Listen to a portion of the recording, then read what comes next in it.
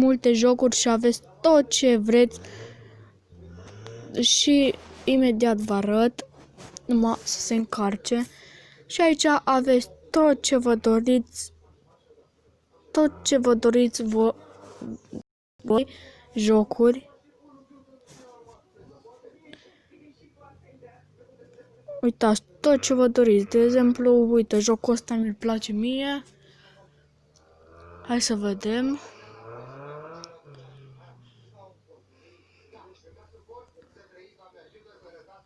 Publicitate, ca și normal.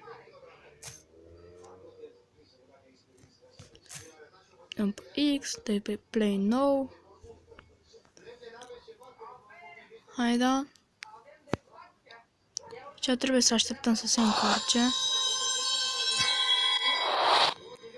Da, să dau mai încet pentru că nu ne auzim. Dăm pe mute ca să ne auzim. Și aici e un joc, așa ne arată cum să ne jucăm. Și e un joc foarte fain ăsta, cred că e cel mai distractiv joc pe care mi-l place mie. Asta e jocul meu preferat. Face aici curse, uite cum îi trec pe toți. Ce e asta? Hai să luăm. Am uitat că ne dă ca să ai de capul meu. M-am băgat în iarbă și nu trebuia. Și da, hai să ne întoarcem la home. Dăm pe casa aia, dăm pe yes, cea iară publicitate. Și da, în continuu aveți ce doriți voi. De exemplu, ăsta tot mi-l place. Așa se numește ăsta, Iob. Pe Play Now. Iar apare asta aici. Și nu uitați să apăsați butonul de like, subscribe și să vă abonați dacă nu ați făcut-o deja. 2, 1, bun, hai să intrăm. Ăsta e joc de fete, dar na, îmi place. Ce am făcut? S-a blocat sau? Și aici dăm cu asta, nu? Așa ne-a arătat. Ce s-a lovit băiatul ăsta?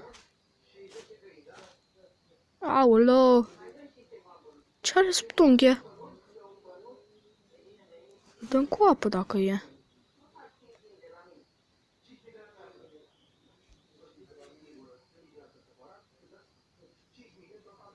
Hai mă! Mai am de dat mult?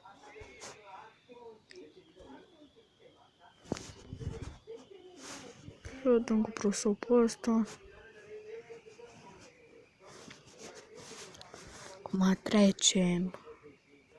E cu injecția, frate. Moară-l. Dei. Iară publicitate. Mă enervează publicitate. Deci, hai să vă arăt în continuu ce jocuri mai este. Și o să facem toți 10 jocuri noi de pe Android. O să facem nu acum. Și da, deci Minecraft nu am. Și am crezut că am. Și cam atât cu acest videoclip top 4. Și dacă v-a plăcut, nu uitați să apăsați butonul de like, subscribe și să vă abonați. Și cu voi a fost Dumitru. Pa, pa, vă pup!